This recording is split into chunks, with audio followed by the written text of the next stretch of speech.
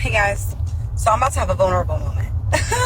I rarely do this. Don't make me regret it, okay? I'm gonna let y'all in my business just a little bit. Okay, so let me tell y'all the story about how I will never give a that's not in my league a chance ever again. So you know how guys be like, listen, I swear, like, you ever give me a chance, I'm gonna really show you. I don't fall for those guys, right? I like what I like type person. If you didn't get me within the first 10 minutes of me talking to you, you probably ain't never gonna get me, right? So there was a gentleman that had been reaching out to me, when I tell you, for over 10 years. Over 10 years in my DMs, talking to himself most of the time. Within the past like 3 years, maybe I might have given him my number through Instagram because I was having a vulnerable moment. And we've had conversations before. We've met in person. So basically, you're using this man when you want attention. He's been trying to contact you for 10 years. You haven't been responding. He's been persistent. And then you say, okay, let me give this man my number. You guys are probably going out to eat here and there, maybe hanging out whenever you get bored, but you're doing it for attention and validation. You need to stop with this vulnerable moment stuff. I just was not interested. Okay? It got to the point where he was so resilient, so persistent, that I was like, I guess I'll try. So whatever, he ended up getting my number, and now he's talking to himself in my DMs and texting me every morning, sending me prayers. She about to love that. This man knows exactly how to play the game. It's going to hit her right in the heart, right in the feels. Oh, he's so sweet. This is a man of God. This is exactly what I need in your quote unquote vulnerable moment. But maybe I'm wrong. Listen. Every morning, a scripture. Okay? I love that. Exactly. We know. And if I went through a really, really emotional time last year. So like little stuff like that was really hitting home for me and, you know, touching my soft spot. So he got cool points for that from me. For whatever reason, you know, I don't really know how my brain functions and why I was allowing certain things to go on, but I did, nonetheless. So here we are. I started being like, hey, if I'm in town, I'll hang out. He started being like, hey, I am going to send a flight for you. Come hang out with me. I want to show you that I want to marry you. And I used to respond like, hey, bro, everyone says that, right? Everyone wants a piece of you until they get you and then they're gone. No, I'm going to marry you. You're my dream woman. So now I'm like, all right, it's cool. I could go to a wedding with him. I like going to weddings. I like being people's show pony because I enjoy things like that, right? So I start considering actually flying to go see him. It sounds like that you think that you're better than him. Oh, you pulled her, you bagged her. And so now he's an extension of you because people are looking at you like, whoa, she's gorgeous. Like, how did you do it? And even though they're asking him, the attention is really on you. It's a double whammy, and you get attention from him then and when you get home, plus you get attention from everybody. And it seems like with your attitude, it don't matter whether it's a woman or a man, a dog, anybody giving you attention, like you just said, I like to be a show pony. So for you, attention is the name of the game. And it turns out this man was giving you everything for 10 years that you needed. That's probably how it wasn't vulnerability. It was the fact that this man kept on giving you consistent attention all the time. And you started thinking, man, if this guy give me attention all the time, man, shoot, I mean, maybe he doesn't look the best, or maybe he's not this, or maybe he's not typically what I go for, which I think now that I remember, that's kind of what you said. Maybe typically when I go, but I can make that work because I really like the attention. And when people ask me about it, then I can say, well, I really like this about him. And, you know, if anybody goes to get, well, that ain't yours. You need to go get you a man. But I found mine and he loves me and he puts me up on a pedestal. He simps for me. Okay. And now I'm like on his page picking him apart. Like, he'll send me videos like, hey, I went and got my teeth cleaned. I know how much you like when people get their teeth cleaned. I was like, okay, effort. He's like, well, and I smell real nice. You know, I like that type of stuff too. I'm like, you know what? He's so nice. Let me give him a chance. So I'm looking on his page, like looking at his teeth, looking how tall he is, looking at his body. And then I go, what's up with that hairline? And I look past it. That should have been my telltale sign. I'm looking at all his videos and looks like he has like a freaking painted on hairline, and I still went against my better judgment. Really, all he's doing right now is continuing to position himself. Just, hey, I got my teeth clean. You like that? And so now, when you weren't paying attention to him, you're saying, okay, yeah, I can see fitting him into my life. Okay, so I like his attention, but he's got to have the look as well. So now he said, hey, I'm giving you attention. I can get the look as well. Maybe I ain't like Morse Chestnut, but I can get the look. I got, hey, I can do this. I can do. And he's making himself, basically he's bowing down to you, or so it seems. And you like that because all the attention is coming to you. You're the final stop. You're the queen. Hey, I got my teeth clean. Do you like that? Clean. Do you like that, queen? Yes, I do. Hey, I've got a hairline. I can fix that. Do you like that, queen? Yes, I do. Hey, look at my shoes. Look at how I dress. I smell good. Do you like the way I smell, queen? And everything is going through you. You like the attention. You like I'm the big bad boss. Okay. He got me. So even after all my investigative work, that hairline, he got me. This is how he got me. I went on that boat. When I went on that boat, I got real bored and really, I don't want to say lonely because that wasn't the word, but I was just like in need of some type of energy, right? Let's call it what it is. You got hot out there and you needed something and you didn't really trust anybody else at that time. So he's a natural one that's giving you attention and you just want to, it's not so much the intimacy. Once again, it's the attention of it all that he's going to be giving me. Don't really care for the intimacy, but I just want him to wrap me in his arms and I just want him to hold me. I just want to be loved, like or what I perceive to be love. So he's messaging me while I'm on there, and I was like, you know what? I fly back to Houston I get back to Houston when I get there. Pull up. You live very close to there. Pull up. He was like, oh, I got this, that, and the third on Sunday. I was like, well, don't blow your opportunity. And he was like, you know what? You're right. I'm going to take this opportunity. You're giving me a window of opportunity. I'm going to take it. Oh, Lord. He's like, I'm going to drive down there on Saturday, stop drinking with you about 9 o'clock, and then drive back at 5 in the morning so I can make it back for X, Y, and Z on Sunday. I was like, hey, baby, whatever you choose to do, that's your business. Thirsty, right? So make a long story short, when I got off that boat and got back to the house, he was in Houston waiting for me. And I was like, just pull up to my mom's house. Like, just come hang out. I didn't realize by the time he got there how tired I would be. So now he's at my house, my mom's house, and I am exhausted. I could barely keep up with the conversation. He's chipper. He's ready. You get me? It's about 1:30, 2 o'clock, and I am pooped. All right. But he's still there, not leaving, not catching none of the vibes that I'm clearly not being myself. Make a long story short, I get up and go out. We go out. We go to eat and then we go to drink with my cousins and my friends. There were so many signs in the night. So many signs that I should have just took my black home, but I chose to stay the night with him because I felt like, he drove all the way here. I could at least stay the night with him. That's the least I could do. Boy, at 36 years of age, still dumb as dumb. So stay the night. I wake up at like 8 in the morning. He's gone. I knew he would be gone. Let's also. And you really don't care that he's gone. You just needed one thing from him. So let's not act like that's a problem. When we got to the hotel room, obviously we showered. Baby, I'd never once seen this man without something on his head. You know that's a bad sign, right? Like you wouldn't put a do-rag on or whatever that was, his dreads. You wouldn't put that thing on your head to protect your hair. Cut it out. That hairline is on the struggle bus. I already know it is. Has to be.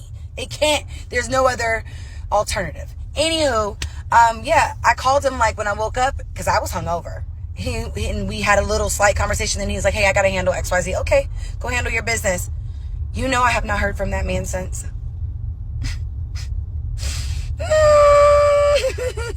He did exactly what I told him he would do. And I really hate that for him because he's dead to me. Dead. I called him a couple of times after that to like cuss him out, and he acted like he was just so busy with work. So busy with work and his child that he just couldn't fathom having this conversation right now, and that he would call me back. He called me back one time while I was asleep, and I have yet to have the conversation with him. Baby, he has since gotten the "You are dead to me and you are a loser" text message, which I have not heard back from. I also think I blocked him, so I won't be getting that correspondence back from him. But I say all that to say, to you nice guys out there that, you know, you were hoping that one day I might give you a chance. I'm not interested in anybody. If you're not my type, I'm not even entertaining the thought of talking to you. He ruined it for all of you. Welcome. Thank you for joining my TED Talk. I am done embarrassing myself for the day. He didn't ruin anything. He didn't ruin a thing. He got in there, gave you what you wanted. I think, to be honest with you, it sounds harsh, but it was a fair exchange. You wanted his time, his attention. He gave all of that to you, and you gave him what he was looking for. The man, for 10 years, was trying to get hold of you, and you didn't give him any attention. You didn't give him any play until one day you did. When your type comes along, because you're not good at picking men, then they're going to do the same thing. Only it's not going to be 10 years. It's going to be more like a week or two because that's what you want. And then when you're in that position, it's going to be you on here telling us about how you were able to ingratiate yourself with the quote unquote love of your life, or a man that you really, really wanted. And it is such a privilege and such an honor for you to be with that guy, right? Because that's actually your type. That's actually the person that you wanted. It's only because it's in reverse. You didn't really want him. He wasn't really your type, but he was giving you the attention that you felt like you were better than him. He was beneath you, and he should work hard to get this. Well, turns out he put the work in. He got what he was looking for after 10 years. 10 years is a long time to be searching for that. But, you know, he stayed in the pocket and he got in the pocket. So there's that. But don't get on here further embarrassing yourself, talking about other nonsense like his hairline should have indicated to me that he wasn't the one. I shouldn't have gave it to him because you was on that boat and you was ready to give it to him. That's exactly what that was. The man took you out to eat. Y'all rode around, had some wine or whatever it was, and y'all went in there and did what y'all was supposed to do. Now, who's to say that you probably gonna keep this off TikTok, but who's to say that he doesn't give you attention? You unblock him and y'all start talking, and he's kind of like a side dude whenever I want attention, and that's the arrangement that y'all have. No need to front, please. Hey, what's up? It's Ash. Somebody please help me settle this debate. Last night, my husband and I have to go pick up our daughter at the airport. It's a little over an hour away. We jump in my Jeep. He's driving, and he says, "Oh, you're going to need gas." Literally drives right past the gas station near our house, gets on the highway. So I'm thinking, all right, no big deal. We have plenty of time. We're going to pass many on the ride. So I'm sitting in the passenger seat. I'm texting her so we can time it. You know, she gets off her flight. She grabs her bag. She's out on the sidewalk, and we pick her up. We stop for a bite to eat on the ride home, and then we're like trekking down the highway, and I glance over at the dash and I see that the gas light's on. So I go, "Well, how long has the gas light been on for?" And he's like, "I don't know. This isn't my Jeep. I'm not paying attention to that." So I hit the little button and it just says low fuel. So I know that we have under 50 miles of gas and we have more than 50 miles to get home. So I'm like, "Well, how long's the gas light been on? Like, you're driving, you're staring at the dashboard." And he's literally like, "I don't know. This isn't my Jeep. It wasn't my responsibility for gas. I'm not paying attention." So I'm like, "Please get off at the next exit so we can get gas." We get gas, and then I was like, "What were you going to do?" And he's like, "I was just going to keep driving, and when we ran out of gas, you would have had to call AAA. I'm like, what? So am I wrong? Was I responsible in the passenger seat for watching for the gas light and instructing him to pull over for gas? Or was it my responsibility before we left for the airport to go get gas in my Jeep? Am I wrong? It is your responsibility to go get gas before you guys went to the airport. But since you guys were in that position, then he should have stopped and got gas. He was upset that this probably has happened. And I see a lot of people in the comments talking about, "My husband would have stopped at the first gas station, filled up my vehicle, bought me snacks, yada, yada, yada. It's not a behavior of someone who likes you. Would your best friend ever do this to you?" But you have to think about it from the other side as well. You have to take care of your stuff, and she clearly is not doing that. Now you can say, oh, well, I got so busy, this, and this, but you need to take care of your stuff. And women so many times talk about how they have to pick up after a man. I have to wash after him. I have to clean. I have to pick up his clothes. This is what a man has to do after a woman. And over again, oh man, the gas light just came on. I didn't even know. You drive all around the city and bring the car back with no gas. Tires are low, all that stuff.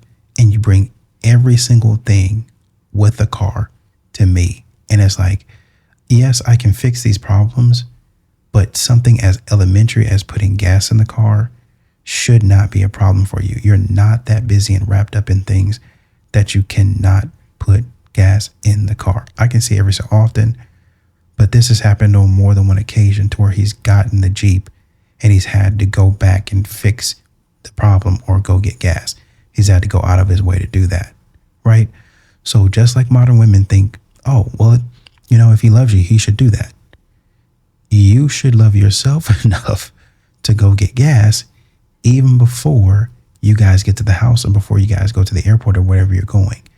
So yes, he was a jerk for not stopping, but I think also a jerk move was you not going and getting gas when you should have. I dubbed them princess boys because clearly they want the princess treatment.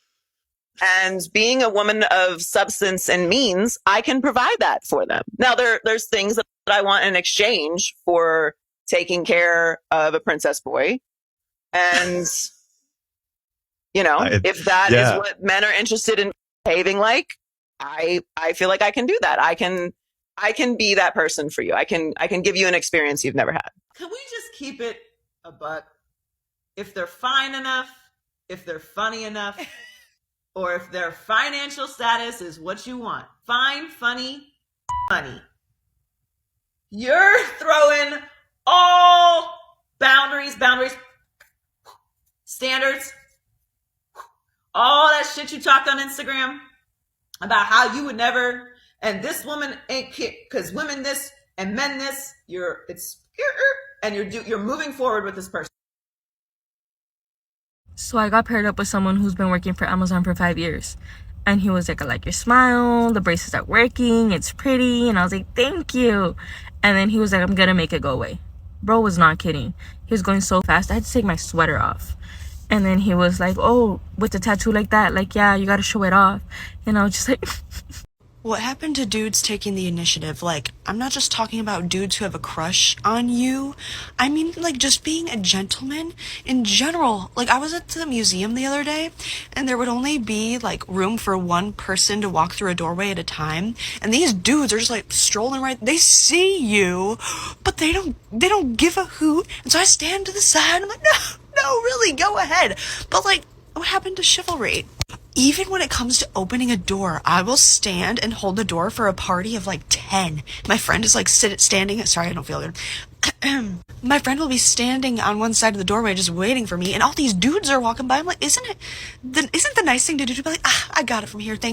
What is going on? There was one dude at the bar the other day who would step to the side anytime my friends and I would pass, and I ended up telling him like, hey, never lose your sparkle, buddy, because like I appreciate it. They need a little bit of encouragement, apparently. I mean, you're still not getting it. The fact that you say, well, the men needed encouragement, apparently lets us know that you haven't fully understood why chivalry isn't really a thing, at least as far as it is concerning to you. You know that women, when they do, I put my makeup on, I did my nails, and he didn't even say anything. I got a new haircut, and he didn't even say anything. You want a man to recognize and show appreciation for the things that you did. Why now, in reverse, when a man holds a door open for you or he does something for you, would you not say thank you? That only makes sense. This is why men are ignoring women like this because, well, apparently they need encouragement to do something. It's the bare minimum. No, you need to show a little bit of gratitude. Men want to be the woman in the relationship so bad these days. Like, relax, princess. There's no reason why I should be paying for dinner. There's no reason why we should be going on a trip or anywhere, and I should be the one pulling out my card to pay. And you're just staring at me like a... There is no reason why I should be texting you first. There is no reason why you shouldn't be bringing me flowers or buying me a coffee just because, or just doing something that doesn't even cost money just to put a smile on my face. But no, in this generation, it's the other way around. Why in the are women becoming so masculine? I want to comprehend what is happening to the men of this generation. Why do you want to be us so bad? Like, do I have to take you for a pedi or a manicure? What is happening? What is happening? I genuinely want to know. I'm done. I'm done. Reciprocation is what's happening. And yeah, get on board. Either that or just sit there in silence eating whatever it is that you're eating. But unfortunately now it's come to the point to where men have to demand reciprocation when that should have been what it was in the beginning. Either reciprocate or I go find another woman. Well, we can be alone and single. You're going to have to be, because you're not going to be the one I'm getting married to. Peace. Well, we don't want to get married. Great. Get out of my face. I am shaking. I am just now starting to catch my breath. Wow, I hope you're okay. It's never a red flag when someone records himself crying. This is for Costco, and Costco only. If you aren't Costco, you can keep scrolling. This is going the direction that I thought it would, but proceed.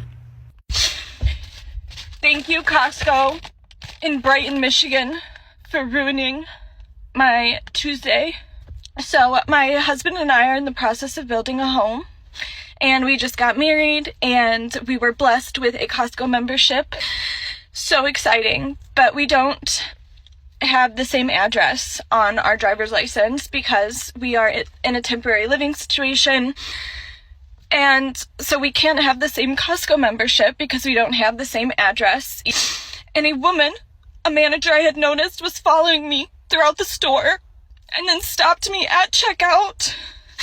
Almost didn't let me check out with my things because I was not properly under the membership. I vote that we bring back shame. I don't know where it went, but let's give her a call, bring her out of retirement.